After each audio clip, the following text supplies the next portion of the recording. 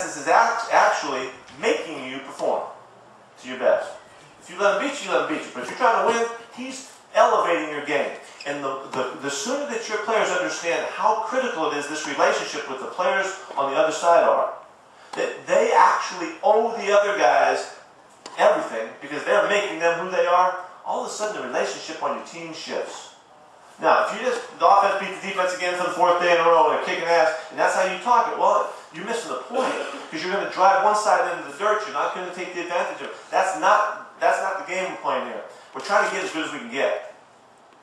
The guy across from you makes you the best. The harder he pushes you, the farther you take it. And now all of a sudden, this relationship becomes a relationship. This guy is making me. I owe everything to him. Wouldn't you love to have it on your team? Well, you can. All you got to do is teach it, preach it, stand for it, just illustrate it when it happens. We had a couple years ago when Ryan Khalil and Cedric Ellis were chosen by the Pac-10 as by the players, the best defensive lineman, the best offensive lineman in the conference. Those guys worked together every single day for years.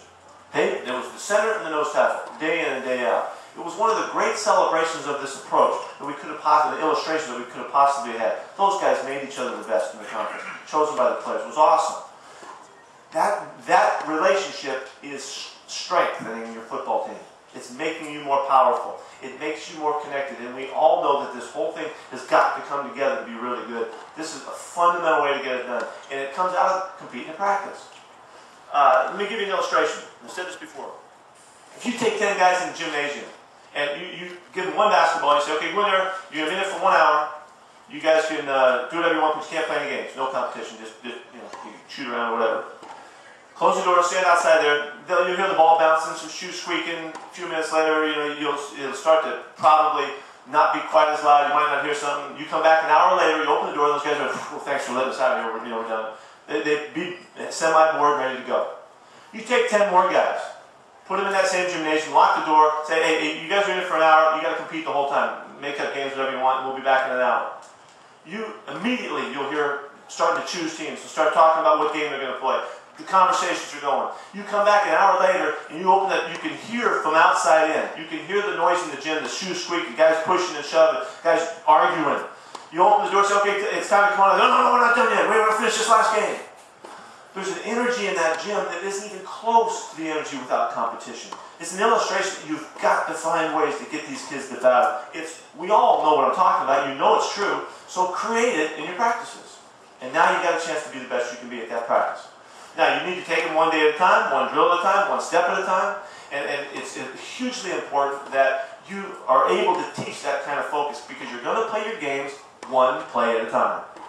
That's how you want them to focus. You want to teach them day in and day out. The emphasis of that next step you take is the most important step you take, and it's got to come from practice. If you stress it there, it'll happen in the game. You'll get kids to focus better, which is what ultimately is critically important so that they can perform at their best. Guys that are all talented and all yoked up, ready to go, they can't focus. Give it to you sometimes, they don't give it to you other times. You have to train them how to focus, and you do it in practice, day to day, one step at a time. Let me ask you this question. How many guys in here condition at practice? Raise your hand. Conditioning for your team. Okay, how many of you guys raise your hand do it at the end of practice? Raise your hand. Okay, how many of you guys that play football used to condition when you played? Raise your hand. How many of you guys hated it? Yeah. Okay, well, of course they do. Of course they do. We've never conditioned at the end of practice. Oh boy, you're so soft, coach. We don't have to condition if we practice for an hour and 45 minutes or 2 hours and don't stop the whole time. You've trained guys to compete the whole time. You don't ever let them slow down. There's natural breaks in the game. There's timeouts, offense is up, defense is up. That happens just when they're not going. That's all the breaks they need, and you keep going the whole time. I promise you, if you get ready conditioned at the end of practice and you get your kids to work harder during practice and give you the kind of effort, play in and play out, that it takes to play in the game, you're getting them better. You're getting them closer to being the best they can possibly be. And I think it's not that I'm against conditioning. Of course you got to be in great shape. Of course you have to be physically fit. But it's how you train that's so important. And I think if you get rid of that thing where they're saving it for conditioning, like most of you guys in here did too, let's go, everyone sprints, and also, that's all you can think about. That ain't playing the game. That's a toughness aspect that you can gain in other areas of your football. You don't need to do that at the end, and I think you'll find benefits from that. Okay. Gotta get pumped up about talking about practice. Now, let's talk a little bit about how we orchestrate stuff. First off, Jake Olson in the house. Jake, I see you back there, buddy. We're here for Jake over here.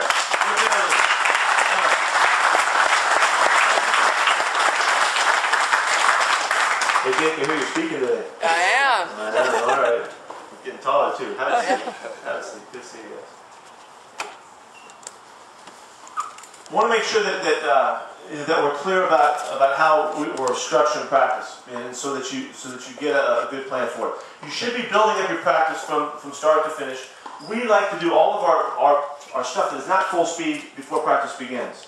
Now, we have meeting times that would blow you guys away. I mean, particularly here in the league, it's amazing how much time we have to meet to get everything prepared so that when we go to practice, practice is a performance, just like it's going to be for you guys today.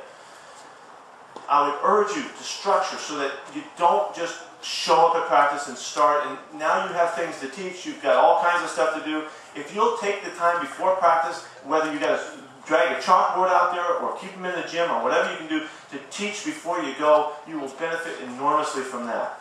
And if you'll break up in offense and defense and let your coaches have a chance to work with your guys and take them through their assignments and even take them through their steps before you ever get to full speed practice, by the time practice comes around, you'll be able to perform.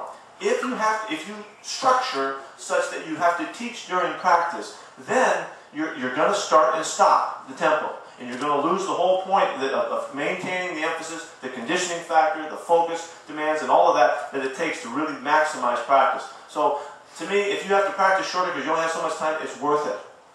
We practice basically for an hour and 45 minutes the whole time we're at USC. We're doing it right now in Seattle. We're ripping our practices off. We just fly through them. But so much is done before we ever start that by the time we go, it's performance time. Now they're performing what's asked of them in practice. So it starts with meetings. I would urge you to walk through before, and don't have their helmets on or don't have something that symbolically lets them know that practice has not begun yet. There's a classic horn that you blow that starts the whole thing. Now practice is underway. Now the effort is on. Now the intensity is going, and now you're rolling. Does that make sense? You should talk first, teach first, then you should walk through and give them a chance to step through their stuff, whether it's run fits on defense, whether it's blocking assignments on offense, pass protection routes. And then when it comes time to start, you start. Now, we've been doing something here. Let's see if you've watched this. When we start practice, anybody remember to see the bag drills? You guys ever seen us go through bag drills? The most fundamental with 5 bags on the ground, guys get in line, and that's where practice starts. That's so that when the very first thing we do after we stretch is they have to be going full speed, hauling butt, giving us energy, and the coaches go berserk to get them waked up. I don't even think that's a phrase or the word. Can you get waked up? I don't know. That's what's happening. I mean, wake them up. And if you start that way, now practice is underway. You don't have to wait and see if the 7 or 8 guys that generally are slow starters are going or not. You've made them go. And you totally explode with energy on the first drill that you do so that they can't have any other thought in mind, but you're just hollering out, yeah, here we go, everybody's flying, we're working them. And you get them ready to start the practice day. It's hugely important. Now, you're underway. We go to individual to start a practice. I mean, each position group goes to their spots, gets their work done with their coaches, and then we build from there. That's where we start to build the groups together all the way through and finish up the team period. So that's pretty typical. I'm not going to go into much depth. I think you guys understand how that works. I think it's the right way to do it, and that's the way we do it. So I think you want to build from the parts to the whole. Somewhere by the end of practice, you need to design competition so that somebody's going to win and somebody's going to lose at the end of practice. What we do, if it's a 1st and 10 day, we have a little 1st and 10 game we play. If the offense gets 4 yards, it's a winning play. If they complete a pass on 1st and 10, it's a winning play. Stressing for the offense, 4 yards is good. It's a good start. Every completion that the quarterback makes is a good play. It puts the defense at stress. That's how the offense wins. The defense holds them for less than 4, or they get an incomplete pass, they win. And so we're keeping score on the 1st and 10. And in the 1st and 10 period, we're running 15 plays. Somebody's going to win, somebody's going to lose. Never ending in a tie. You just keep track. You have one of your coaches, or you do it on your own. I do it myself, and I keep track of the score, who won the play, and I keep talking about it and bantering about it. so that more than just the football is at stake. It's not just the football. There's always this thing about battling to see who's going to win or going to lose, because that's how we play the game. So you raise your hand really high. I'm not calling on you. Okay? Here's the point. There's a bunch of guys in here, a number of guys that raised their hand said they have a philosophy. A lot of people in here that didn't. There's a few guys in here that think they could really stand up here and tell us what their philosophy is. Here's what I want to tell you. First off, you all have a philosophy. So rest assured you have one, because you're living life. You make decisions every day. You've got your way of doing things. You've got your teams. You've got the way you coach, the way you run your family, all that stuff. You've got a philosophy. The problem here is that you might not know exactly what it is. At least you don't know it well enough so that you can tell us. You don't know well enough to even raise your hand. If you don't know what your philosophy is, clearly enough that you can express it to us, how could somebody on your team know what your philosophy is? How would they possibly really have a good sense for what you're all about if you can't clearly and succinctly express it to them? They can't. How could the coaches on your staff represent you perfectly if they don't know what your philosophy is, because you can't tell them, because you ain't figured it out yet? Now let me coach you a little bit. Get your act together. If you want to be really good, you've got to at least have some concept and idea that stands behind who you are and what you're all about. You have one. This is just a process of bringing it to the surface. It's so powerful just for you alone to get to the point and say, I'm a competitor, or whatever the heck it is. It's so critical for you to feel good about who you are, what you are. That in itself is going to help you win. But when you know this, and now you figure out a way so that you can share it with the guys around you, now they get more powerful also. Now your message is stronger. Now you're becoming a staff. Now you are living a philosophy. Now you are standing for something that's really important. You already do, but if you can convey it succinctly in a formula that your coaches can understand, your players are going to get it too. They'll understand also. And now we're all on the same page. In our league, in the NFL, it is so highly contested, so extraordinarily competitive, so many gifted coaches and gifted players. The margin of difference is so slight. This margin alone of just everybody being on the same page may be our winning edge. You know how close the games are. You know half the games end up on the last drive of the game. The margin is so slight. We've got to take advantage of every single competitive opportunity that is available to us if we're going to maximize. And in that, you have to do that too if you want to be worth your crap. If you want to be worth it, you've got to figure you out. If you'll just take practice from us, if you'll just take